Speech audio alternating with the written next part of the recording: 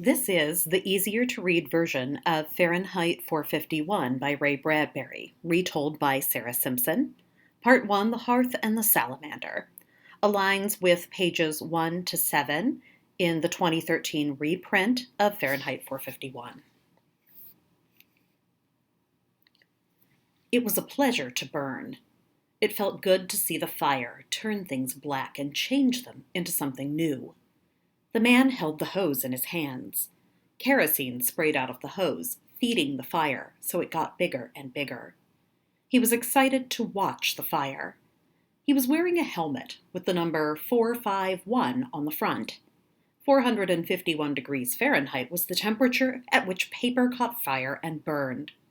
Books were what he burned. It was his job as a fireman to burn books, and he loved his job. Burning books made him smile. Back at the fire station, the man felt happy.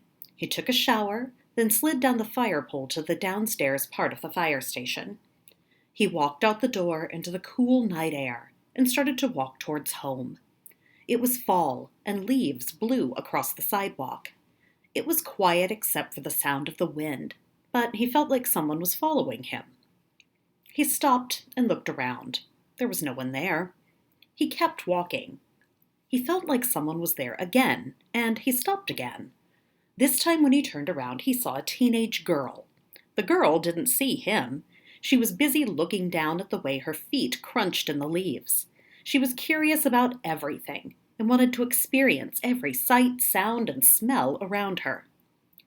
Just before she ran into him, the girl stopped and looked up. She looked at the patch on his jacket that showed a salamander and a phoenix. These symbols told her that he was a fireman, and she looked a little afraid. However, she didn't move away. She just stood there and watched him. Finally, the man smiled and said to the girl, "I know who you are. You're our new neighbor, aren't you?" The girl looked right into his eyes. "Yes," she said. "I'm the new neighbor, and you must be the fireman. I'd know you were a fireman, even without the patch on your jacket. I can smell the smoke and kerosene." "You can't ever wash the smell off all the way," the man said and smiled again. "My wife always complains about the smell, but I like it. Kerosene is nothing but perfume to me." "Really? Like perfume? Do you really like the smell that much?" the girl said to the man. "Of course, why wouldn't I like it?" the man said. "I don't know," the girl said. "Do you mind if I walk home with you? We live on the same street, and it'd be nice to walk with someone. I'm Clarice McClellan." "I'm Guy Montag," the man said. "Yes, let's walk together.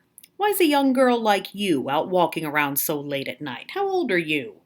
"I'm 17 and I'm crazy," the girl said, laughing.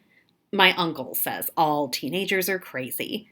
Isn't this a nice time of night to go for a walk? I like to smell things and look at things and sometimes stay up all night walking and watch the sunrise." Guy Montag and Clarice walked along together.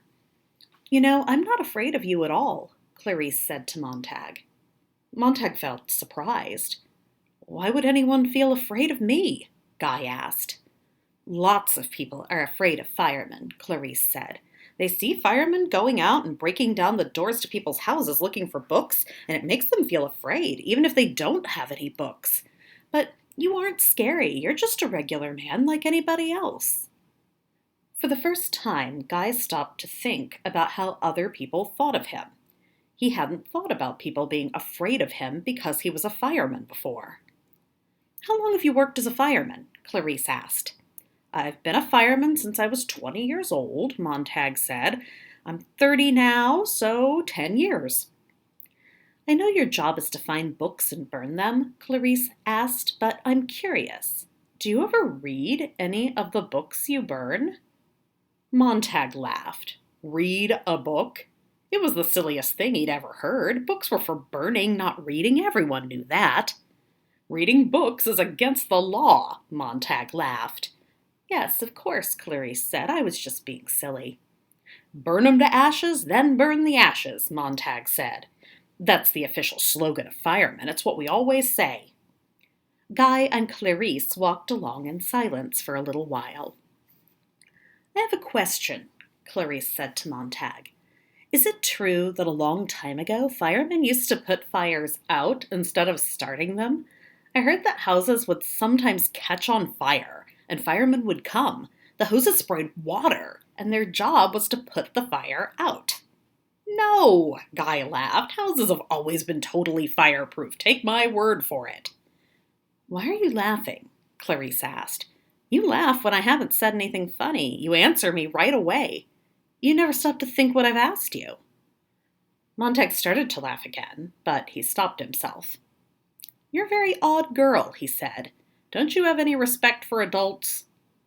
I don't mean to sound rude, Clarice said. It's just I love to watch people too much, I guess. I'm curious about people, so I ask a lot of questions. Well, I'm a fireman. You should be more respectful, Guy said, pointing to the patch on his jacket. Have you ever watched the jet cars on the highway? Clarice asked. You're changing the subject, Montag said. The cars go so fast. The drivers don't have time to look at anything. They just whiz by. They don't notice the grass or the flowers. If you showed a driver a green blur, he'd say, oh, yes, that's grass. But if he actually saw a blade of grass in real life, he wouldn't even know what it was. White blurs are houses, brown blurs are cows. My uncle drove slowly on the highway once. He drove 40 miles an hour, and they jailed him for 2 days. Isn't that funny? And sad, too? You think too many things, said Montag uneasily. I don't watch TV. I don't race cars or go to fun parks. That gives me lots of time to think. Have you ever seen the 200-foot-long billboards next to the highway? Did you know that billboards used to be 20 feet long, but cars started to go so fast that they had to make them longer so the drivers could see the message? I didn't know that, Montag laughed. I'll bet I know something else you don't. There's dew on the grass in the morning, Clarice said. Montag couldn't remember the last time he had looked at dew on the grass. The thought made him sad. Feeling sad made him angry. All this thinking was upsetting him. He was uncomfortable. He didn't like it. If you look, there's a man in the moon, Clarice said, pointing up at the sky. I mean, not a real man, but it looks like a man's face when you look at the shadows. Montag looked up. He hadn't looked at the moon in a long time. Clarice was making him notice things he'd forgotten about. When they got to Clarice's house, all the lights were on and shining through the windows. What's going on? Montag asked Clarice. He had never seen a house with all the lights on. He could hear voices talking and laughing. It looked warm and alive. He thought it looked friendly, but it also made him uncomfortable. He wasn't used to seeing houses with people inside talking. Most houses were cold, dark, quiet. My mom, dad, and uncle are just sitting around and talking. They do it all the time. It's like being a pedestrian, only rarer, Clarice said. What's a pedestrian? Montag asked.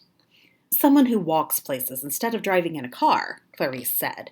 The police don't like people just walking around. My uncle was arrested once for being a pedestrian. When you all sit around together, what do you talk about? Montag asked. Clarice laughed. Good night, Mr. Montag, Clarice said. She hadn't answered his question. She started to go into her house, then stopped and turned around. She looked at Montag. Are you happy? Clarice asked. Am I what? Montag cried. Her question had caught him off guard, and he didn't know how to answer. He felt uncomfortable again and embarrassed. He didn't know if he was happy or not. When he looked back, Clarice was gone.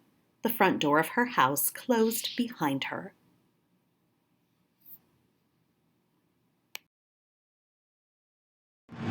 Thanks for watching. Please like and subscribe and click on the link for more resources from Enraged2Engaged.